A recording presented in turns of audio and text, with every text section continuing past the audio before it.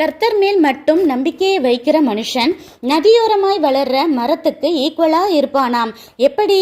Number 1, நதியோரமாய் இருக்கிற மரத்தின் வேர்கள் எப்படி எல்லா பக்கமும் படர்ந்து மரம் ஸ்ட்ராங் ஆகுமோ அதே போல ஜீசஸை மட்டுமே நம்புறவனோட உள்ளான மனுஷனும் பலப்பட்டு ஆவிக்குரிய சரீரத்தை ஸ்ட்ராங்காக வளருவான்.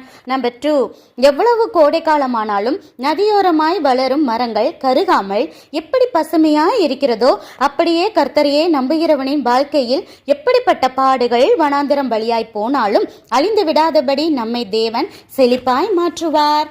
நம்பர் 3, மழையே பெய்யாவிட்டாலும் நதியோரமாய் வளரும் மரங்கள் எப்படி கனிகள் தந்து கொண்டே இருக்குமோ அதே போல நாமும் ஆவிக்குரிய கனிகளை எப்பொழுதும் தந்து தேவனுடைய நாமத்தை மகிமைப்படுத்துகிற பிள்ளைகளாய் இருப்போம் என உணர்ந்து சுத்தி இருப்பவர்கள் சூழ்நிலைகள் என எவ்வளவு மோசமாயிருந்தாலும் நம் நம்பிக்கை பார்வை ஏசப்பாவின் மீது மட்டுமே ஆல்வேஸ் இருக்கட்டும்.